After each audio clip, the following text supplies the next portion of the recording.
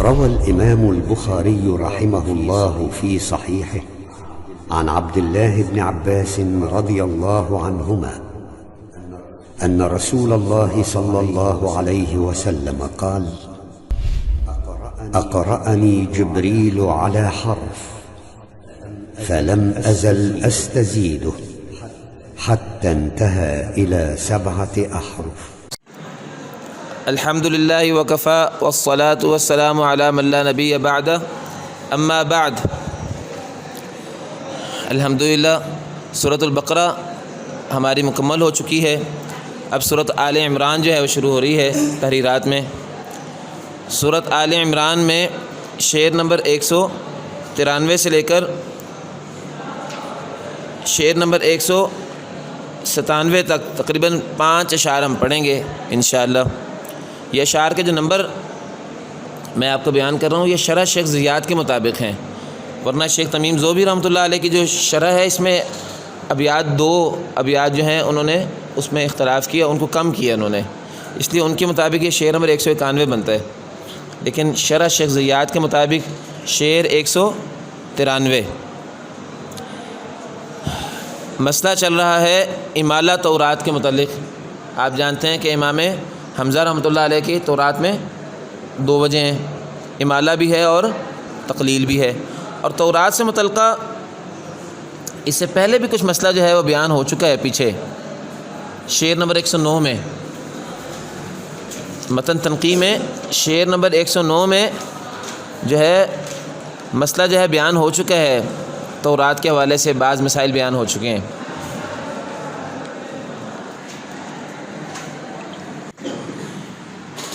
وہاں یہ گزرا ہے کہ توسط تورات کے ساتھ توسط شیعی کے ساتھ تورات میں صرف تقلیل ہوتی ہے.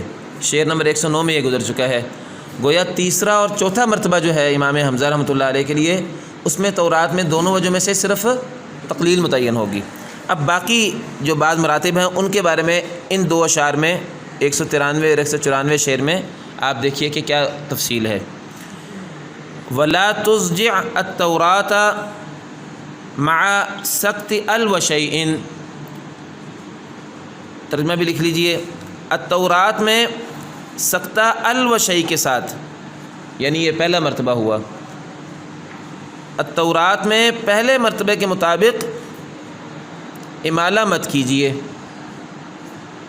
التورات میں پہلے مرتبے کے مطابق امالہ مت کیجئے، یعنی تیسرے اور چوتھے مرتبے میں تو تقلیل منع ہے، شعر نمبر 109 میں گزرا تھا، اور یہاں آیا کہ پہلے مرتبے میں امالہ منع ہے. گویا کہ پہلے مرتبے میں بھی صرف تقلیل ہی ہے.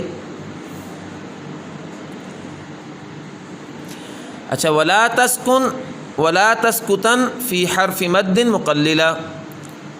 التورات میں تقلیل کرتے ہوئے حرف مد کے دونوں مرتبوں میں سکتہ مت کیجئے. ترجمہ لکھ لیجئے. التورات میں تقلیل کرتے ہوئے مدود کے دونوں مرتبوں میں سکتہ مت کیجئے. کیا مطلب؟ کہ 6 اور 7ویں مرتبے میں تقلیل جائز نہیں ہے، امالہ متعین ہے. 6 اور 7ویں مرتبے میں مد ہوتی ہے نا حرف مد میں، ان دونوں مرتبوں میں 6 اور 7ویں مرتبے میں تقلیل جائز نہیں ہے بلکہ امالہ متعین ہے. جو کہ کہتے ہیں نا کہ آپ تقلیل کرتے ہوئے 6 اور 7ویں مرتبے کے ساتھ نہ پڑھیے، یعنی 6 اور 7ویں مرتبے میں تقلیل جائز نہیں ہے، امالہ متعین ہے. اچھا، اب کتنے مرتبے ہو گئے؟ 5 مرتبے ہو گئے. نہیں، 2 پیچھے گزر چکے ہیں. 2 شعر نمبر 109 میں گزر گئے، 3 اس شعر میں آگے، 5 ہو گئے. اچھا، 194 شعر ذرا اب دیکھیے. قضا کا اسی طرح ولا فی ذی اتصال لحمزۃ، اسی طرح یہ اس کو پیچھے سے جوڑ دیں قضاء کو، یعنی پیچھے جو ولا تزع التوراۃ مع سقط الوشیء یہ ایک بات ہوئی، اور اسی طرح ولا تسکتن فی حرف مد مقللا. تو ولا فی ذی اتصال لحمزۃ، اور جو موصول کا سکتہ ہوتا ہے، ذی اتصال سے مراد وہ ہوا 5واں مرتبہ، ذی اتصال 5واں مرتبہ ہوا. 5ویں مرتبے میں امام حمزہ رحمۃ اللہ علیہ کے لیے تقلیل تورات جائز نہیں ہے۔ کذالک کو آگے سے بھی جوڑ سکتے ہیں، یعنی اسی طرح 5ویں مرتبے میں بھی جائز نہیں ہے۔ کذالک یہی حکم ہے، اور اسی طرح 5ویں مرتبے میں بھی امام حمزہ کے لیے تقلیل تورات جائز نہیں ہے۔ پیچھے بات تقلیل کی ہو رہی تھی کہ 6 اور 7ویں مرتبے میں تقلیل جائز نہیں ہے، کیا مطلب امالہ متعین ہے۔ اسی طرح 5ویں مرتبے میں بھی تقلیل جائز نہیں ہے، یعنی امالہ متعین ہے۔ اب 4 مراتب کا حکم یہاں ان اشعار میں بیان ہوا ہے، یہاں 4 مراتب کا بیان ہوا۔ پہلا، 6، 7واں اور 5واں، اور 2 کا پہلے بیان ہو گیا تھا، رہ کون سا گیا؟ دوسرا اور 8واں، اس میں دونوں وجہ جائز ہیں، اس میں دونوں وجہ جائز ہیں۔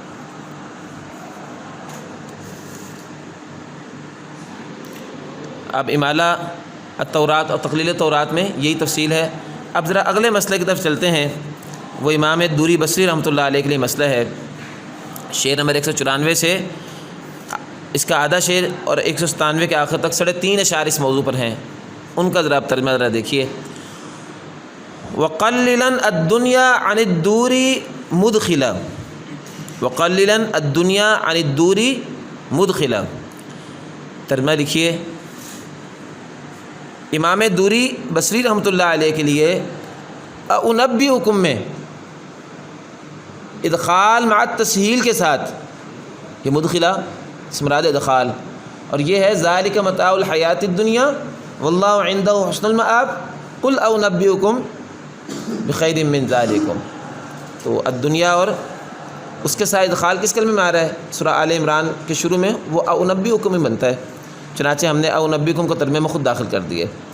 امام دوری بصری کے لیے اُنبئکم میں ادخال مع التسہیل کے ساتھ، یہ ابو عمر بصری کے لیے 2 وجہ ہوتی ہیں حمزہ مضمومہ میں، جب دوسرا حمزہ مضمومہ تو ادخال اور عدم ادخال دونوں جائز ہیں، ادخال اور عدم ادخال دونوں جائز ہیں، تسہیل جو ہے وہ تو ہوگی، اور ادھر سے دنیا میں دوری کی 3 وجہیں آپ جانتے ہیں، تو ان دونوں کو ملائیں تو کون سی وجہ ناجائز ہیں اس کی بات ہو رہی ہے۔ تو کہتے ہیں کہ امام دوری بصری کے لیے اُنبئکم میں ادخال مع التسہیل کے ساتھ باب فعلا فعلا فولا مثل الدنیا میں، الدنیا اس کی ایک مثال ہے، مراد سے پورا باب فعلا فعلا فولا ہے، ان ساروں میں صرف تقلیل کیجئے، ٹھیک ہے، وقللاً صرف تقلیل کیجئے باب فعلا فعلا فولا میں ادخال مع تسہیل کرتے ہوئے حمزہ مضمومہ میں دوری بصری سے۔ واضح ہے جی ترجمہ؟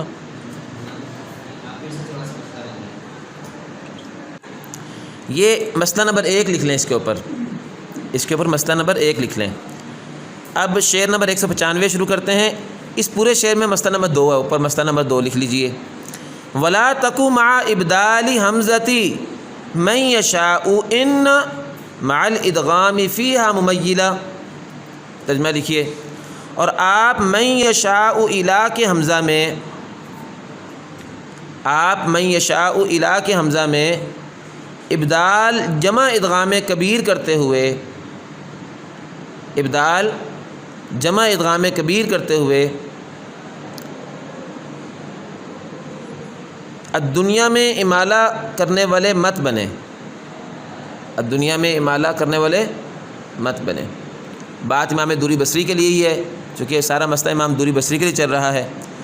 دوبارہ دیکھیے، اور آپ من یشاء الا کے حمزہ میں ابدال کرتے ہوئے مع الادغامی، اگر اس کے ساتھ ادغام کبیر بھی کریں، یعنی ابدال مع الادغام کے ساتھ، فیہا مع الادغام فیہا ممیلہ، تو آپ امالہ کرنے والے مت بنے الدنیا میں، الدنیا میں امالہ کرنے والے مت بنے۔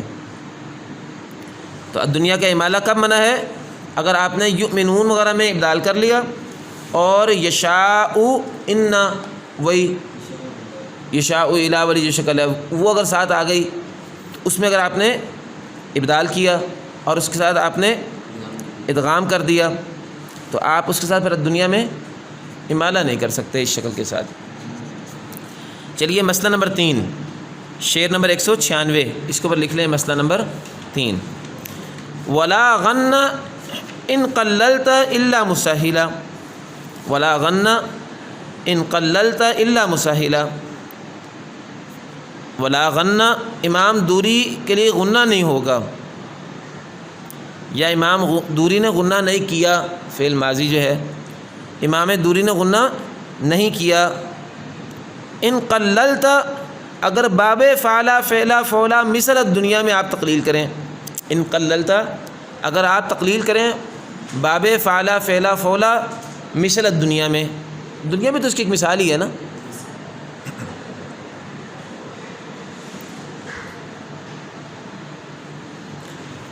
امام دوری غنہ نہیں کرتے، اگر فعلا فعلا فولا وغیرہ میں آپ تقلیل کریں۔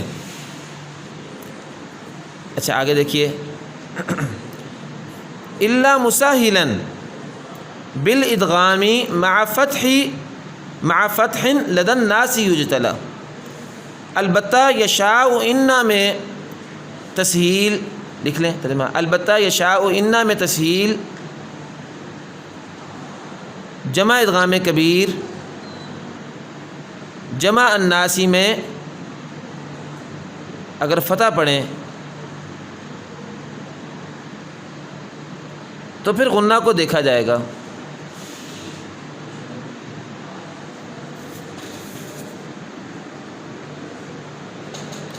تو پھر غنہ کو دیکھا جائے گا۔ یہ جو پیچھے کہا تھا کہ اگر آپ دنیا وغیرہ میں فولا وغیرہ میں تقلیل کریں تو غنہ جائز نہیں ہے، یہ کہہ رہے تھے نا، کہہ رہے تھے البتہ وہ غنہ جائز ہو جاتا ہے اگر آپ یشاء انا وہ یشاء الا والی شکل میں تسہیل کریں، ساتھ ادغام کبیر کریں، ساتھ الناس میں فتح پڑھیں، تو پھر غنہ کو جو ہے وہ دیکھا جا سکتا ہے،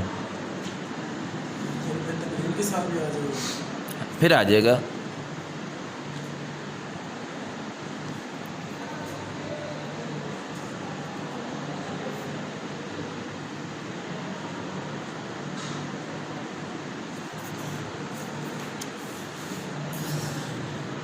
مسئلے کتنے ہو گئے جی؟ 3 ہو گئے۔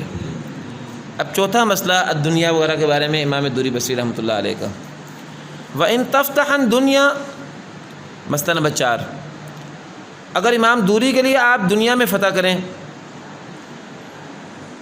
اگر آپ دوری کے لیے دنیا میں فتح کریں، یہ ذہن میں رکھیں دنیا سے مراد باب فعلا فعلا فولا ہی ہے، اگر امام دوری کے لیے آپ دنیا میں فتح کریں، وَلِلنَّاسِ مُزْجِعٌ اور الناسی میں امالہ کرنے والے بنے، اور الناس میں امام دوری کے لیے امالہ کرنے والے بنے، یعنی دنیا میں فتح جمع الناس میں امالہ ہو، فغن تو غنہ کیا جائے گا، فعل ماضی مجہول کا صیغہ بھی بن سکتا ہے، اور اگر امر بنائے تو آپ غنہ کیجئے، متعین ہوگا، یہ کہہ رہے ہیں، تو غنہ متعین ہوگا۔ الدنیا میں فتح اور الناس میں اگر آپ نے امالہ پڑھا تو غنہ متعین کریں۔ وَإِن تَفْتَحْهُمَا جَوِّزًا كِلَا، اور اگر آپ دونوں میں فتح کریں یعنی دنیا اور الناس دونوں میں فتح کریں تو غنہ و عدم غنہ دونوں وجوہ کو جائز سمجھیں۔ جَوِّزًا كِلَا تو جائز کیجئے، کلا ای کلا الوجہین، تو دونوں وجہ جائز سمجھیے، یعنی غنہ اور عدم غنہ دونوں کو جائز سمجھیے۔ یہ مسئلہ نمبر 4 ہو گیا۔ یہاں آپ ایک بات ذہن میں رکھیے کہ اب رہ گیا ایک شکل ہے کہ الدنیا اور الناس دونوں میں امالہ کریں، اس کا بیان یہاں نہیں آیا۔ ایک ہے کہ دونوں میں فتح کریں، ایک ہے دنیا میں فتح کریں الناس میں امالہ کریں، ان دو کا حکم تو بیان کر دیا ہے۔ اور جہاں تک رہ گیا کہ الدنیا اور الناس دونوں میں امالہ کریں تو اس صورت میں کیا ہوگا وہ یہاں بیان ہی نہیں کیا۔ اس کی وجہ یہ ہے کہ شعر نمبر 158 میں، پیچھے شعر نمبر 158 جو ہے وہ اگر آپ دیکھیں تو وہاں یہ گزر چکا ہے کہ الدنیا اور الناس دونوں میں امالہ معاً کرنا مطلقاً منع ہے، یہ قاعدہ پیچھے گزرا، اور یہ ہمارا وہ جو صفحہ ہے جو 22 قاعدے تحریرات کے اس میں بھی یہ دوری کے قاعدے میں گزرا ہے۔ تو الناس اور الدنیا دونوں میں امالہ بیک کر کے پڑھیں وہ ویسے ہی منع ہے، اس لیے وہ شعر نمبر 158 میں بات گزر چکی ہے پیچھے، اس لیے جو ہے اس کی یہاں ضرورت پیش نہیں آئی۔ اچھا، یہ یہاں جو ہے 4 مسئلے آپ کو بیان کر دیے۔ شیخ زیاد رحمۃ اللہ علیہ نے دنیا کو جب اس کی شرح میں بیان کیا تو وہاں کہتے ہیں کہ ما عدل اسماء الثلاثہ دنیا میں باب فعلا فعلا فولا سارا شامل ہے، لیکن 3 اسماء جو ہیں فعلا فعلا فولا کے وزن میں جو آئے ہیں وہ اس حکم میں داخل نہیں ہیں، اور وہ کون سے ہیں؟ موسیٰ، عیسیٰ اور یحییٰ۔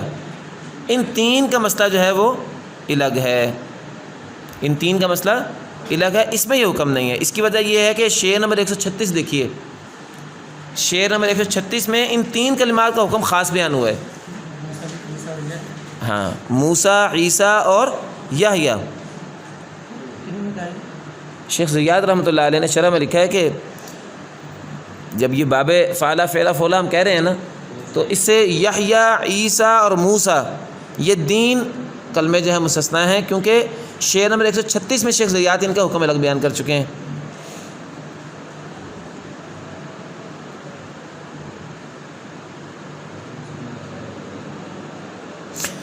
اچھا، ایک مسئلہ یہ آپ کے علم میں ہونا چاہیے، ایک مسئلہ اور بھی ہے، وہ یہ ہے کہ انہوں نے کہا ہے کہ غنہ جو ہے منع ہے فتح الناس اور امالہ الناس کے ساتھ، مسئلہ نمبر 4 میں ابھی جو ہم نے پڑھا ہے، شعر نمبر 197 میں مسئلہ نمبر 4 میں انہوں نے کہا ہے کہ دنیا کا فتح اور الناس میں امالہ، دنیا میں فتح اور الناس میں دنیا میں امالہ اور الناس میں فتح، الناس میں فتح اور دنیا میں امالہ، اس کے ساتھ جو ہے انہوں نے بتایا تھا کہ ابدال جمع اظہار کی صورت میں غنہ منع ہے۔ اچھا، شعر نمبر 195 میں ایک مسئلہ اور بھی گزر چکا ہے، اگر دنیا میں فتح کریں اور الناس میں امالہ کریں تو غنہ متعین ہے، یہی کہا ہے نا۔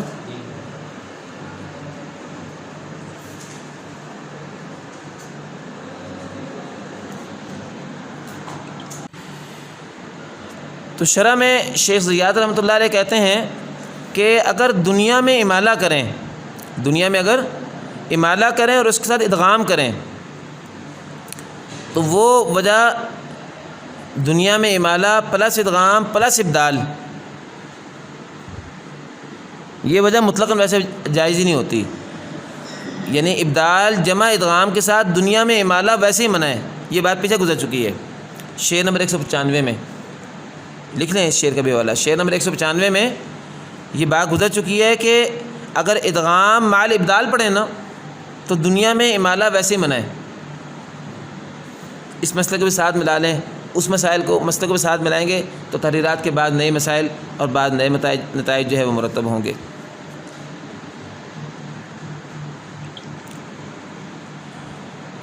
وآخر دعوانا ان الحمد للہ رب العالمین۔